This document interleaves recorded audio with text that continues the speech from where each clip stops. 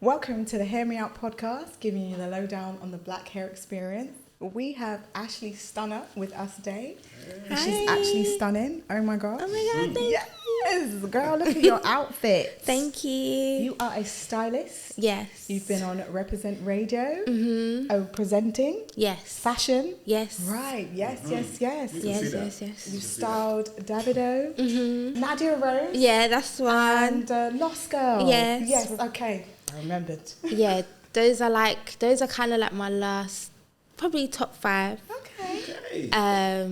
But I've done like Ashleigh when he came to tour in December. Ooh. I've done Kel Smith, who's an actor. He's just done the new Sky TV show Dreamland. Cool. I've done Jazz Caris, who's a singer from Nice. South London. Nice.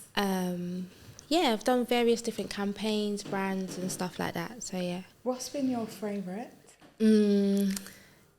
My favourite is actually a short film that hasn't come out yet. So it's a short film based on 2000 Dizzy Rascal and the whole nostalgic of growing up in grime era. That sounds So weird. I love that. yeah, but that literally we shot that 3 years ago. It's still not out yet. Oh wow. But it looks so sick. Why was it your favourite? Because it was my first short film. Okay. So I got to style all the actors in it. And it was just because I love vintage and going back into time. It was just so like touching for me. Yes. I loved it. Is that like your dream job, to be able to go back into time? And Yeah, I just feel like I love 90s, I love 80s, I love the 70s as well, fashion. Job, though? I don't know if you can go back in time, Sabrina, but I mean, you can take I today. can say. okay, David. It's Yeah, like there's a yeah. machine, though. It feels like it, you know, when you're in set Yeah. and you've gone back in time Yeah, with back the whole into time, look. yeah, with I the like look, I yeah. like the vintage vibe. No, I love appreciate it. vintage because no one else is gonna have it. Okay. So it's So do you do the like the charity shops and the oh and yeah, the vintage I go markets and those thrifting little all the thrifting, right? I time, love that find it's bits. thrifting now. Yeah, That's the it's term, thrifting. right? Yeah, you have Not to go charity no more, thrifting. babe. It's not charity. Sorry. You have to say thrifting. Or pre-loved.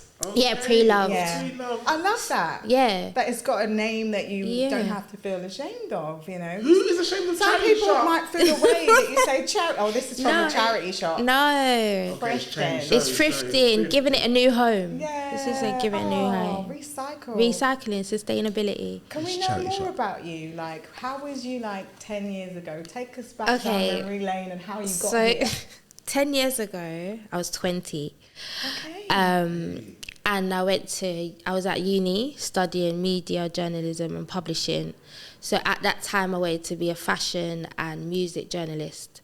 But by the time I finished my degree, I wrote a dissertation of 20,000 words. So I was not on writing anymore. I was like, no, I don't want to write no more. I don't want to do articles. I don't think I can sit at the computer, just do research and write. So I was just like, oh, what am I going to do? So I was like, I've always been creative. Yeah. So at that time, I was, let's say, 21. I graduated, and then I was still working in retail. I was working in Zara at the time.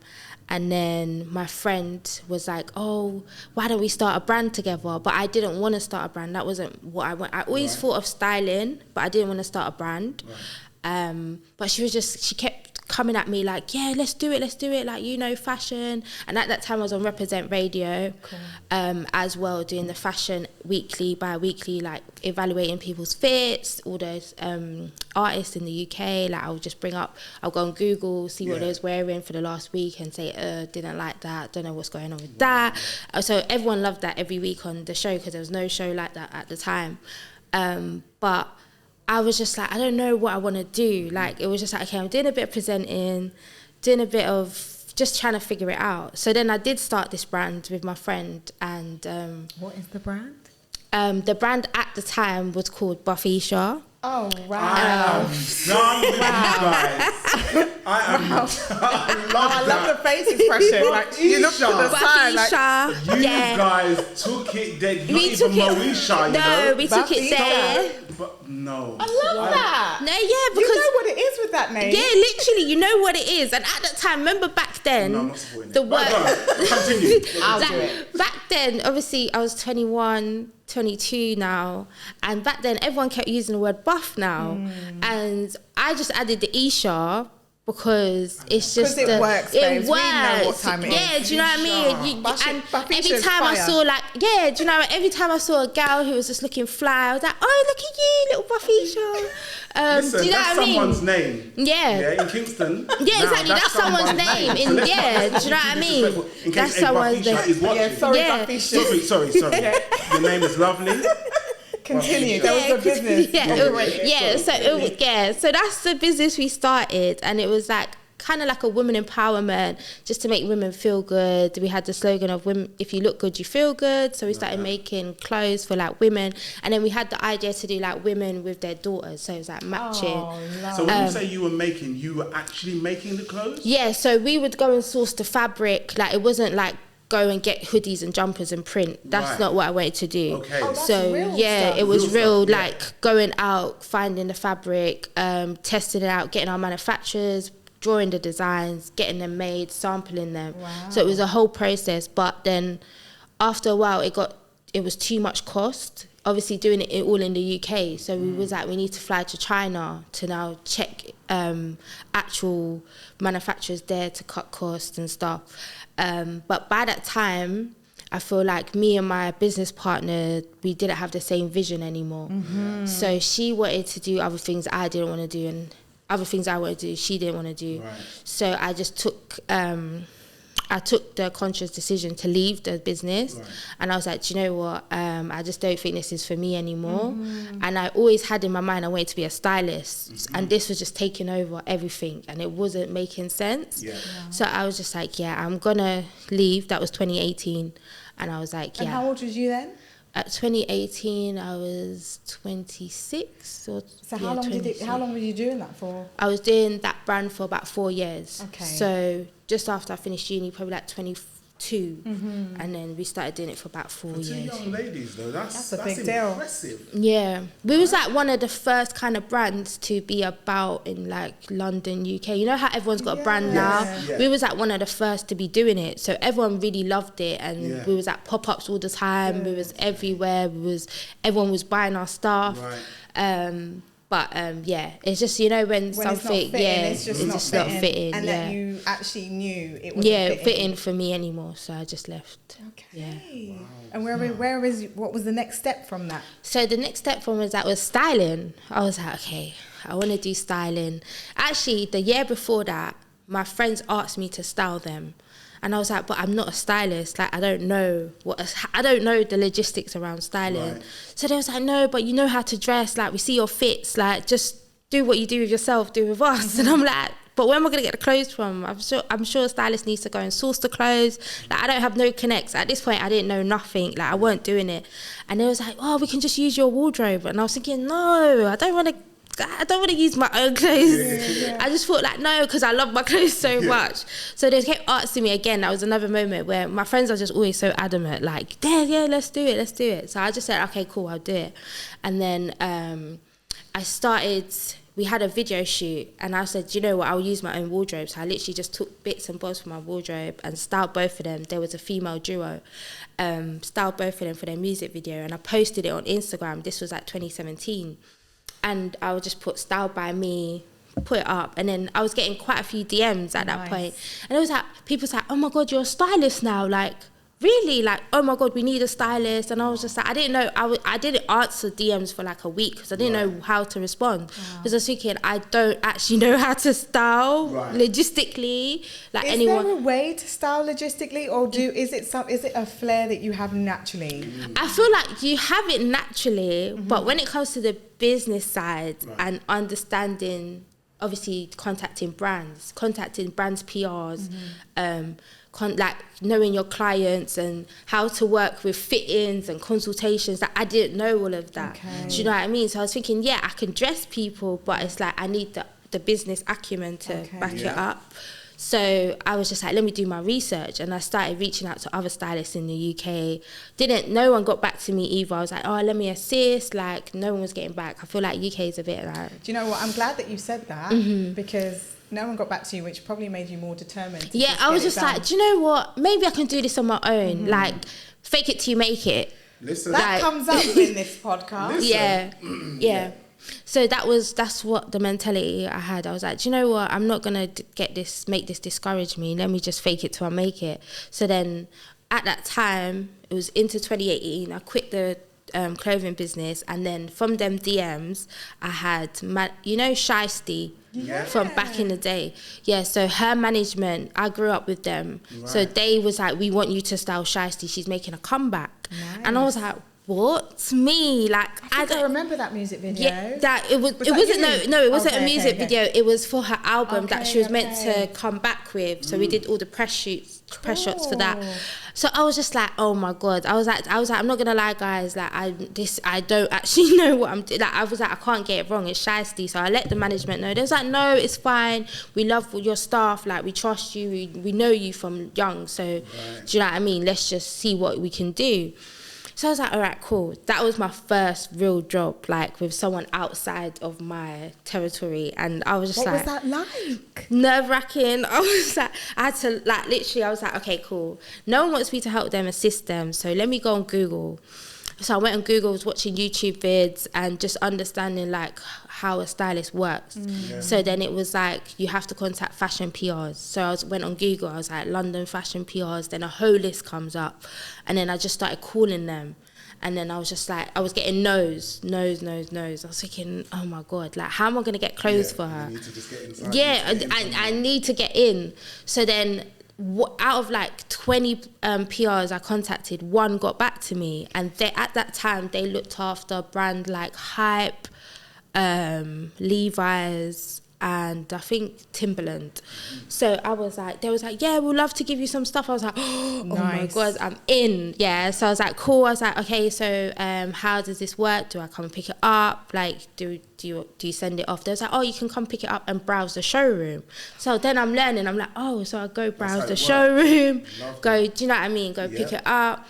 So I went there, made a relationship with them, and I'm still got a good relationship with them till now. So they actually know me like, oh yeah, Ashleigh would do X, Y, Z. So then I did that, pulled some bits. Then I had to do like a shopping, go Oxford Street, pick up other bits because I couldn't pull so much brands at that time. And then, I did the shoot. Wow. And then even on the shoot, it was mad because, you know how stylists have the big steamers? Yes. I did not know how to use that steamer. With mum's iron. I was like, them ones, hey.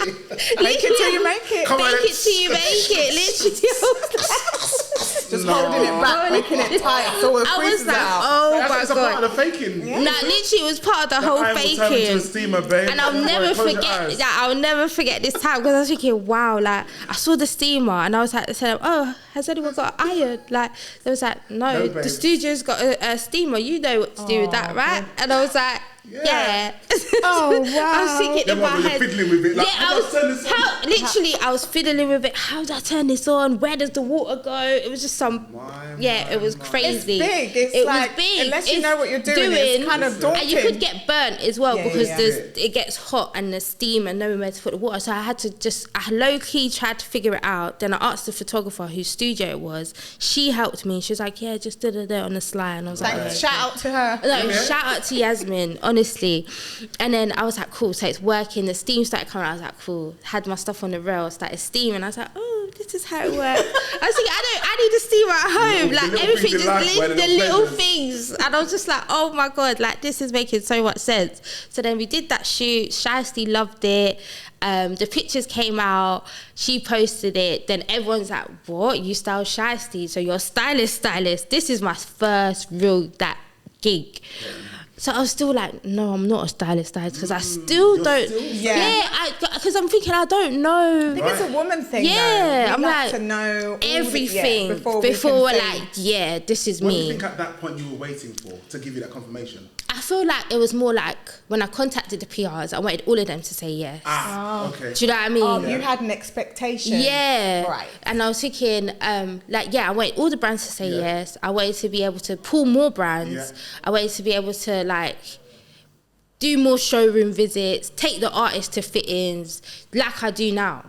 Right. So it was just like, I just knew it wasn't it yet. So I was just like, cool, I know. Let me keep going. And what it is with styling as well is that these brands will not essentially take you in until you get bigger clients. So the bigger clients you get is on you. So obviously you have to work hard to get the bigger clients for them to now want to work with you. And then that puts you in a better position. So it was just like playing chess each time. And then, so from 2018 till now, I just was on go time. Good for you, girl. Go. And now I just work with all these lovely people. Hey, we love that for you. That just shows you, just get up and do it. Yeah, literally just get up and do it. Fake it till you make it. 100%. Fake and it. work with what you have. Yeah. Work with what you have. And up to this day, I've never assisted any other stylist. Look at that. You weren't meant to. Yeah, I'm thinking, okay. Sometimes I think, is there anything? Yeah, have I skipped? No. You must have a natural ability that's just your talent. Yeah. And the other stuff you learn on the way. Yeah. And it's okay to learn on the job. You're literally. not fake. And luckily I did. Yeah, imagine, because I came from 9 to 5, it's like if your boss, but it's me. So imagine I'm thinking, if this is wrong, obviously in a 9 to 5, your boss is going to give you disciplinary, it's going to be wrong, but it's not because it's you, it's freelance. It's different, So it was just like, okay, let me just carry on, because unless I show I've made a mistake, they're not really going to know about it. When did you say to yourself that you were a stylist? I think... Are we there yet? Yeah, I think I'm a stylist. Okay, Stunna, don't get it twisted. I'll say I'm a stylist now, but I feel like when I knew I was a stylist is when I think it was my first publishing moment. So I had a magazine shoot and I got published and my name was there, so it was in print. So I was like, oh my God. I was like, no, I'm actually a stylist because I'm in published magazine. Do you know what I mean? And that made me feel like, okay, the more things I get where I'm credited and it's on film, it's on publishing, it's documented, I'm a stylist, I can show you this is what I've done. This is who I am. So that was I think that was like 2019. I was like, so would you say that...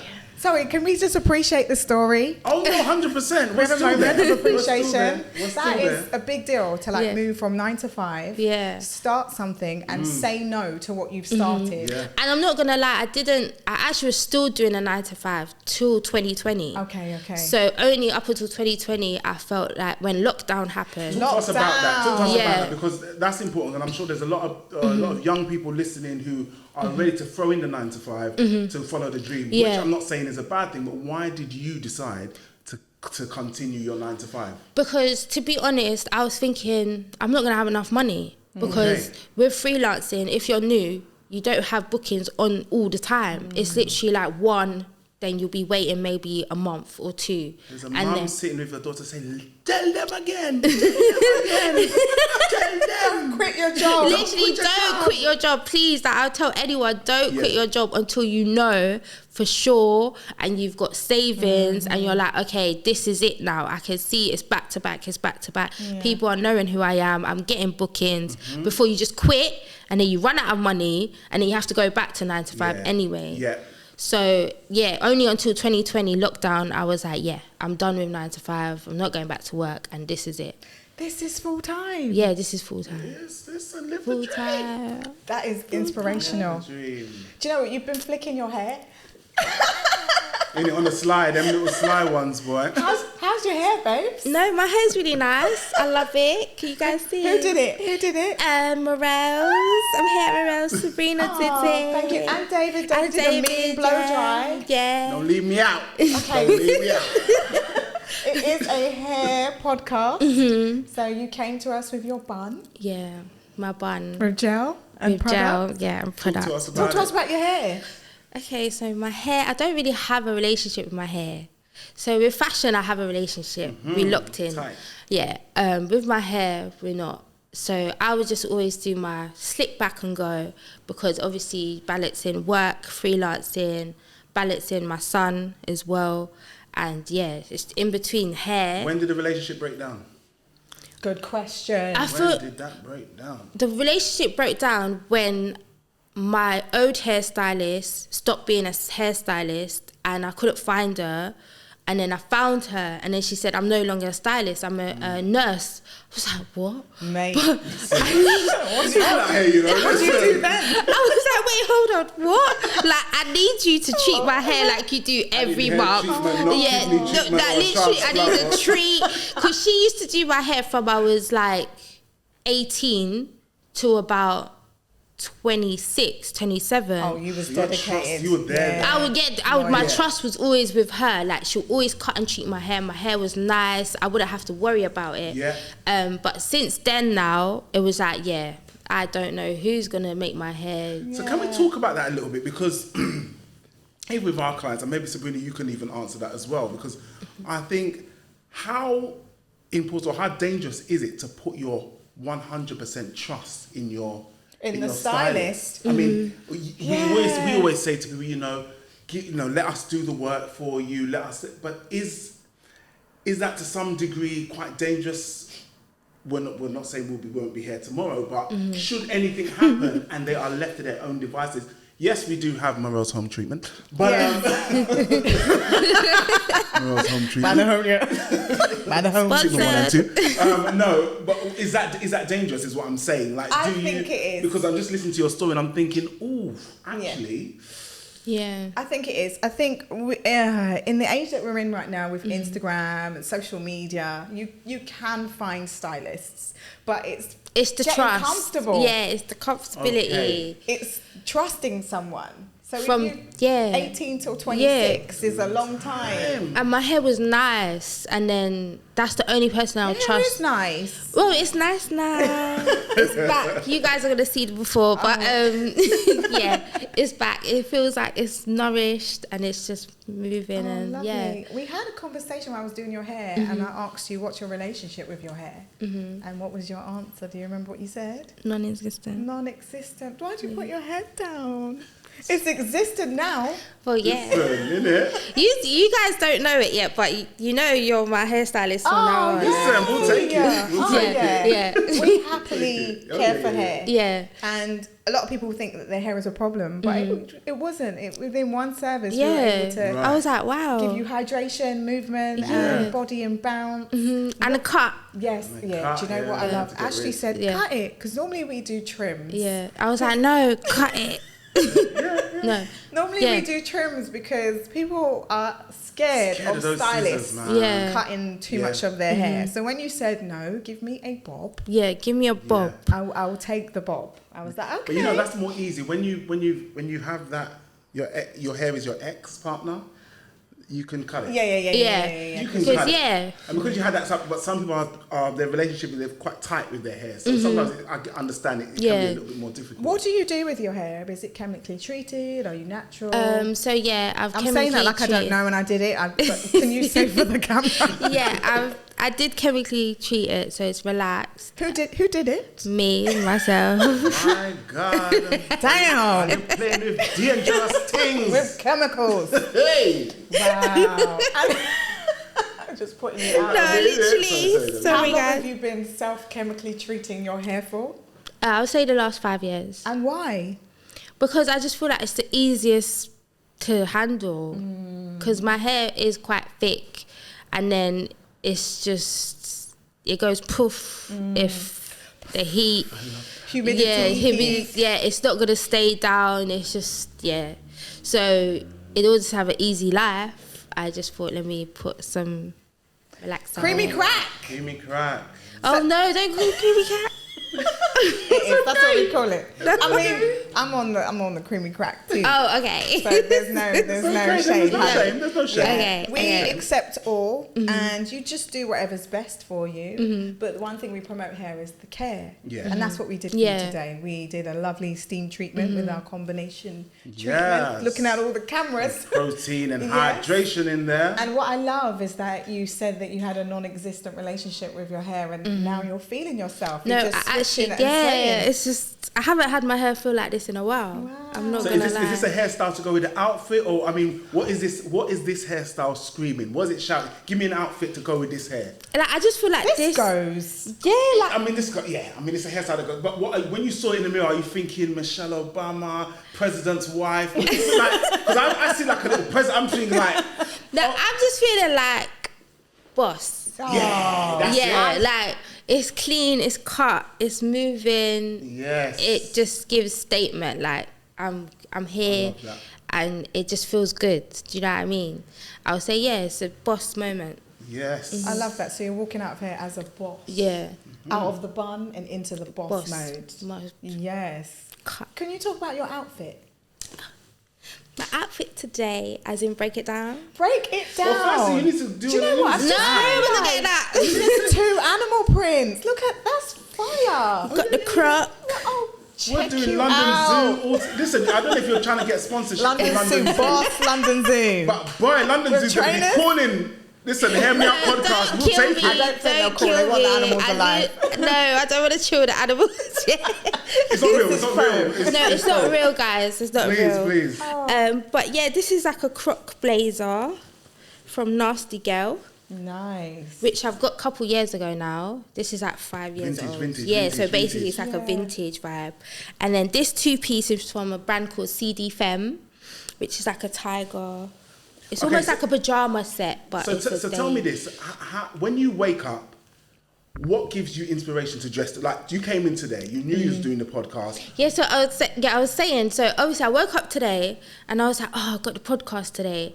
I was just gonna wear a juicy tracksuit, like a grey juicy tracksuit and trainers. But then I was like, no, because I'm going on a podcast. I'm a stylist. That's like run around, whatever. So I was like, let me see what else I have. So then I picked out this silky thing and I was like, this is statement. Like this is giving. I'm here. Yes, you arrived. I could pull it off. So I thought, let me put this on, and then It's saying I can run fast. It's saying I can run fast. no, you. Yeah. I can Are you run. back in the outfit or are you throwing shade? Never. You know We don't what do you that run here. in life, girl. That means you're powerful. Like, When you walked in, I said, Yeah, you did. I was like, no, don't kill me. Don't kill me worry. today. But I'm It's glad you fine. said that because it's never throwing shade. It's how it makes you feel. Yeah. That's You what it's know? about. So how does your clothes make you feel? What's the things that you go to? Like, is it your mood for the day, or is it do you dress for the occasion where So- you're like, I want to be that boss, I'm going to put on my boss clothes? I feel like it depends on the mood. Okay. So it's all about, and it depends what I'm doing that day. So let's say today was just running errands. I would have definitely just wore the tracksuit and a cap because I have the bun. What if you're running Okay. errands and you're feeling a bit down low? Would that change the outfit? Mm, If you're feeling like, ugh, no. no, oh, she's I on bet point your all the clothes, time. your wardrobe must be Yeah, sick. Mad. But yeah. wardrobe is actually mad, and I've got an archive now. So yeah, so I've got an archive now from all the things I've collected over the years from vintage and also from what brands have sent me that artists don't want, because essentially artists are bougie. Okay. So they're like, oh no, I don't want that, and I'm like, okay. I'll have it. Thank you. Thank you. Because obviously as a stylist as well, people think we always get stuff, but we don't. It's always about the artist. So unless you build a relationship with that brand and they see you and they're like, oh yeah, we want to give you some pieces, then it's like, okay, cool. But we don't actually get unless you ask. Do you take everything? Are you particular? Are you quite... Depending on the stylist, now that one had funky toes, I'm not wearing those shoes. That one, there was a little bit of perspiration, I'm not... Oh wow. It happens. I'm just people at home might be thinking, you're taking, is it stuff that they've worn or stuff that they just don't want? No, it's just stuff they don't want. Right, so it's okay. like sometimes a brand will send a whole care package. So I might hit up Puma and they're going to send me so much of Puma, but the artist is going to want all of Right. it. So then I'm like, okay, if you don't want it, I'm like, are you sure you don't want want it. They're like, no, don't want it. Like, it's not something I see myself wearing. So in a wrong job. No, you're in the right job. Stay here. We're not doing that, baby. You're getting sent. We're on a whole podcast right now. Don't get any funny ideas. Yeah, and he gets sent. You get sent so much pieces because obviously they're thinking, okay, because you always have to have more than less. Of course. So in case on the fitting something doesn't make work, so you got another option. So then after the fitting, obviously then the artist is at their discretion. Like, okay, I like these, don't like those, I wouldn't wear those. But then I'll be like, but those are nice. But okay, you know, I'll have them. Yeah. So it's literally over the years, everything I've accumulated is just in the archive now. What's the archive? What is? Oh, so the archive is called Lux Meets Vintage. Nice. Which hasn't been launched yet. Okay, but sharing it on the podcast. Yeah, it's exclusive. Hey, we're getting exclusive. Yes. Okay. Yeah, so you got exclusive. It hasn't been launched yet because I'm still going through all the stuff. That's a lot of stuff. Talk to us about it. Yeah, so Lux Meets Vintage is the archive created by me of all the stuff that I find when I go on holiday, vintage. Still adding to it. Still always adding to it, always. And it's going to be a hire and rental service as well. Okay. So loads of behind the scenes is always lastminute.com. Yeah. So in order to accommodate lastminute.com, I have the archive. So if people want pieces, they just come to the archive. So you're solving a problem. Yeah, I've seen the problem, that, and I was like, I need to solve it. Yeah. Because even I get last minute, and I can't fulfill last minute because I can't contact the brands in time. It might be a Friday night, and someone needs it for Saturday. They're not open on the weekend. You know what? This is what I love. I love, and this has inspired me because too often we're in jobs and different areas and industries where there's an issue, like you've just mentioned, and you know we can see how it can be resolved, and we're not moving on it. Yeah. You've just, look how many people you're going to help. Yeah. That's how money's made. That's solving people's problems. Yeah, literally. I love that for you, man. I love that. And I know by the time it's launched, I know everyone's going to be like, oh my God, it could go to Ashleigh, because if I need a last minute fit for a party I'm going to tomorrow, I could just ask her what she got. So tell us that, give us the name again. Lux Meets Vintage. Nice. Lux Meets Vintage. What would you say to someone that wants to start styling? What would be your younger self? What would be the 3 tips that you give yourself in order to get started? I'll say be confident. Like, no matter what you do, believe in what you're doing. Like, if you don't believe in what you're doing, even when you're faking, just believe in it 100%, because no one's going to know you're faking unless you show that you don't know what you're doing. Yeah. So even if you get no's, like I did, no one wanted me, like no one got back to me to assist them. So it was like, okay, I could have gave up there, but I kept going. Just perseverance, keep going, like have your own fashion sense as well. I feel like for me, one tip I always say is I like to collect coats. So if you have a banging coat, and let's say you're wearing an outfit that you're like, oh, I don't really like my outfit. But once you put the banging coat on and a fresh pair of trainers or boots or whatever, people are going to be like, you look nice. I like your outfit, because your coat speaks and your shoes are looking, that's, you know what I mean? It all just... That's a tip. Yeah, like I tell everyone, like just make sure you have banging coats in your wardrobe and shoes, because in between you could always just mask it or just keep it simple and just have a statement piece on top. So it's just like, just if you're not even if you're not even a fashion person like that, just have key items and it could always work. I love that. Yeah. What would you say to your younger self about your career, and also just list 3 things what you've learned along the way? I would have told my younger self to start earlier than later. I feel like I see so much young people now doing so much things at like 19, 18, 20, like, and doing really well. I wish I was doing, if I had more years when I was doing what I was doing, I feel like I would have been a bit further. But it's all right, because obviously it's all like trial and error, seeing what you want to do, uni, do you know what I mean? Just figuring it all out at the same time. So it's no pressure, but I would tell if I was my younger self, I would have wanted to start younger and probably had more confidence, because I used to be shy. So yeah. Aww. And what was the other the 3 one? things that you've learned along the way? 3 things. I feel like stay grounded.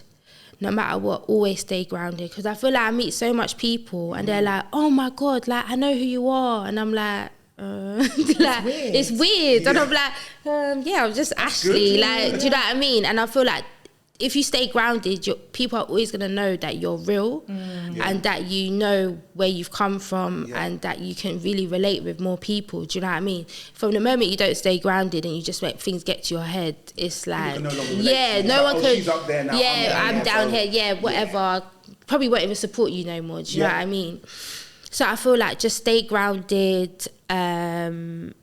Also, quality over quantity. 100%. I feel like I don't do every job that comes because sometimes it doesn't make sense, or it's not my branding, or it's just I don't like it. So I'll say no. I'm not free. I love that.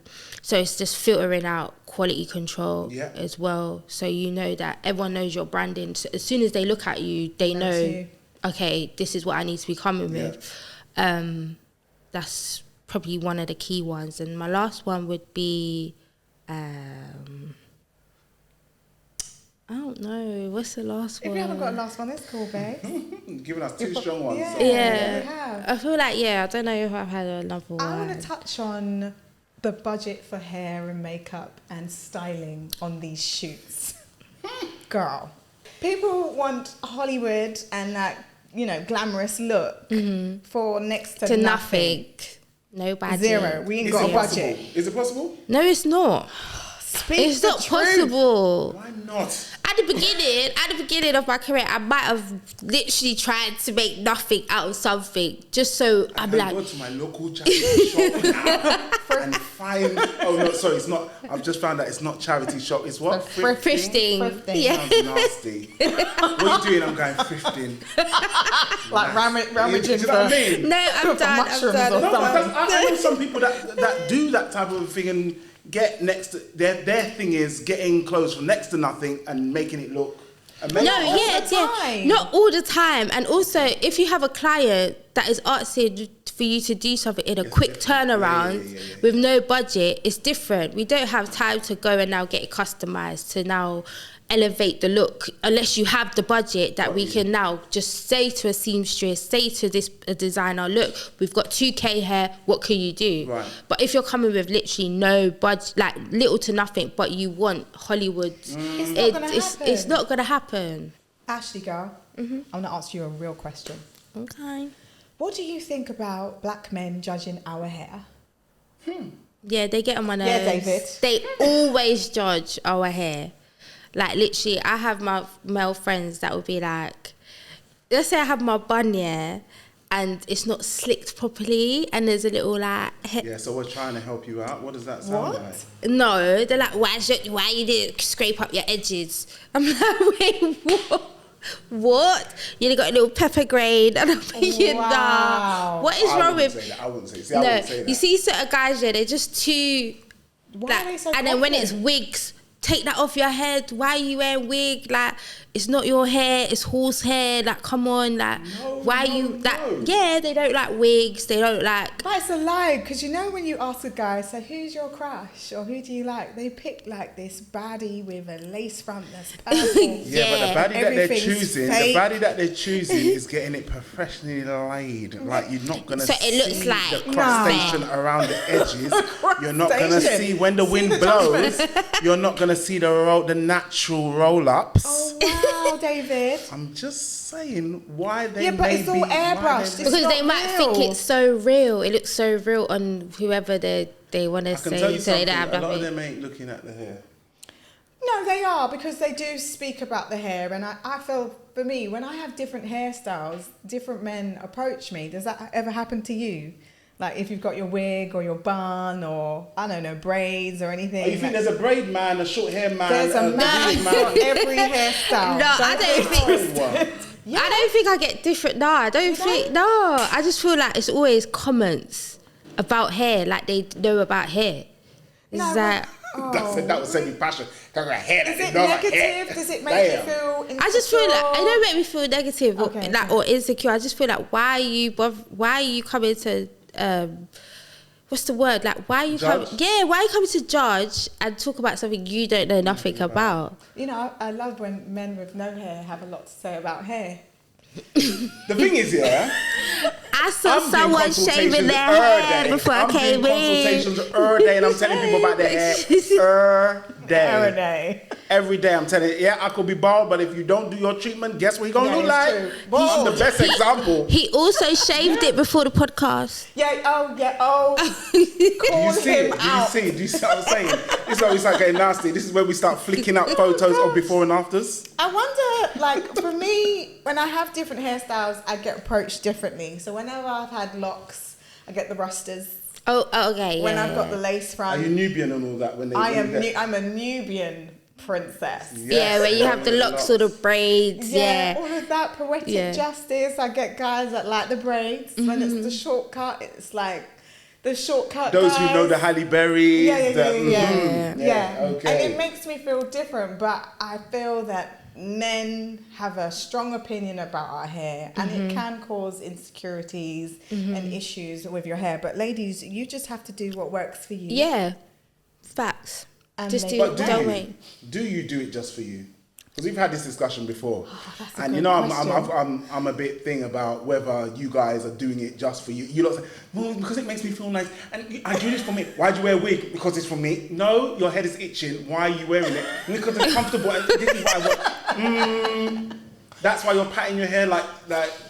So why do you do this stuff? So is it for you? I would say it's for me. Okay.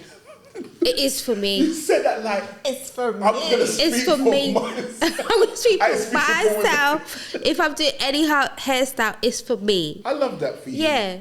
If I'm doing braids, it's not for no one else. Sabrina? It's for me. I was gonna say because if you try to come with lies today, try it. Go on, say it.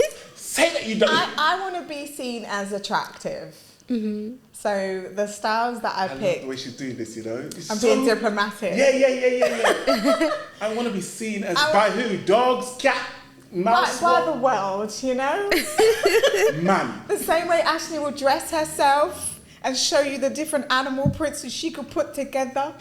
Like it's the same way my hair is a representation of. I'm feeling real sexy with my pixie cut, or I'm feeling real Nubian with my locks. As stylists, and this is for both of you now, do you not, because I can't talk, so, well, maybe a little bit, so can I just ask you, that if your hair is not, you know, if you're having a bad hair day, you might feel a bit crap, but what I'm saying to you is, are you allowed to have those days? As a stylist... Or do you always feel like you have to be on top in terms of your clothes? Can you be snapped in some... like, who's going to come here today in a little... tracksuit? How dare you come That's a good question. In air like that. Tracksuit. That's why I switched it. I said no. All right, cool. So I think you should answer first because your clothes, I'm hair, so... Wait, is it allowed? Is it allowed to have the down day... I feel like, yeah, you're allowed to have the down day. Is it every day leopard, snakes? No, it's not every day I wear leopard and snakes and colours. And I'm thinking of I'm not scared of most of the time, my hair's in a bun. As you don't know, I love the bun. We saw the bun. We said, let's leave the hair. All the time. Do you love the bun, or does the bun mean that you just put the hair away and not deal with it? Yeah, I just put the hair away and not deal with it. I'm like, literally. They're in a relationship. We've re-established this relationship. But yeah, before that, I was just, no relationship with the hair. So I just put it back in a bun and then just wear a nice fit. But then does the hair not need to be reflecting the outfit? Like, I know you ladies do all the time. Good question. Do you not have to, flick it this way if the outfit is this way and, like... Yeah and no. So, obviously, for me, I'm not in the limelight. So, no one's watching my hair flicking with the outfit. I could get away with it. Okay. Do you know what I mean? But for an artist, it has to be hair, makeup, styling. Everything has to... What part do you play on that? Because that's interesting. What part do you play? So there's an outfit. She knows what she likes. Do you then communicate with the stylist in terms of hair? Yeah. Do you do an overall look? So most of the time... How does that work when your hair's in a bun? Oh, David, that's shame. No, because she threw it, that's so I'm throwing it back. We don't She do tried that to talk about my hair, so I'm what's wrong with the bun? The So bun I'm is cute and clean. So So I'm gonna if it's talk about pushed it back, too. you still look nice. You tell them that. If it's pushed back and it's clean in the bun, you can still look cute. I think because you're behind the scenes, you know you can just put it back. I could just put it back. Unless I'm going out. Okay, so let's say there's a award ceremony or I'm going on holiday. I'm going to switch it up and do the braids. Yeah, I've seen it Instagram. Literally, I'm going to switch it up and do a wig. Do you know what I mean? Right. And people know me. When I'm ready to do out, I do out. But when I'm just working, I'm working. Okay. So has there ever been a time that you've been on set and the hairstylist isn't quite matching the clothes? Yeah, so normally luckily for me, every time I work with a different team, for some reason they always ask me my opinion. And I'm like, guys, I'm not head anything, I'm just stylist. But they're like, no, we think that you would know best. Like, what do you think the hair, what's your direction? So that's where I do a lot of creative direction as well. So they'll be like, okay, I'll be like, okay, cool, these are the looks I have. I feel like because it's a high neck, she should have a ponytail up high, or because it's a low cut, maybe we can do a bob so we can still see the neckline or whatever. So it's just, I do somehow get to speak to makeup and hair on the whole overall look. So is that knowing about hair? Because I think we need to differentiate the difference between knowing about hair and hair care and stuff like that, or knowing to say down, up, is a style. Is it part of the styling? I feel like for me, I don't know about hair. So hair care, I can't. If anyone came to me and said, "Listen, my hair dry, I need help," I'll be like, "No, I can't help you. I don't know what to do." I can tell you what to wear though. But I can tell you what to wear. I can style you with the dry hair. Or we can put a wig on it, and then the hairstylist or a nice hat, and we can, like, you know what I mean. We can make it look cute for the press, for the photos, for whatever. But when it comes to hair care, no, I wouldn't say. I feel like for me, if I'm working, hair care is not on my mind. Yeah. So can everyone who you work with, in line with the clothing, can everyone style our hair? No. Do you have any stories where you're like, I'm giving you this stuff, I know you can do it? Has everyone been able to execute on afro, curls, kinks? No, do you know what? When I first started, no. Like, in the industry, I feel like people weren't paying attention to the small details like that. They were just getting whoever and just saying, yeah, they can do it. Right. But realistically, sometimes it wouldn't work. Yeah. And then as I started going over the years, people are more, what it is now, the artists, they pick their teams, not the label and not the managers anymore. The artist is more like, I know who I want, this is who's doing my hair, this is who's doing my styling, and then we all collaborate. And there's more black stylists in the industry now and more black makeup artists as well. Love that. Because I have seen some hair makeup on black and the makeup is the worst. Sometimes it's ashy and I'm like, I was looking at Whitney Houston. Oh, babes. I don't know why they did that to her. Like, so ashy and like it's crazy because it's like it probably was a white makeup artist who didn't understand black skin, and then it was probably a hairstylist who didn't understand black hair. It's not really the person's fault. If you've been called on a job, yes, okay, potentially they could have found out who it is they're styling, whether they were able to meet the job. But actually sometimes, and I know it, sometimes they're brought on set, or there's someone that walks in, they're like, if you saw Whitney Houston and you had like the ashiest freaking foundation, it's not going to work. There's a point when you have to say, you have to be like, I can't, I don't know what I'm doing, I can't. And this is what I'm saying, now people are actually understanding, like, the artist needs to be happy and look right on the camera, and the artist has more say. Yeah. So when it comes to their whole glam squad, they know exactly who they want, what they want.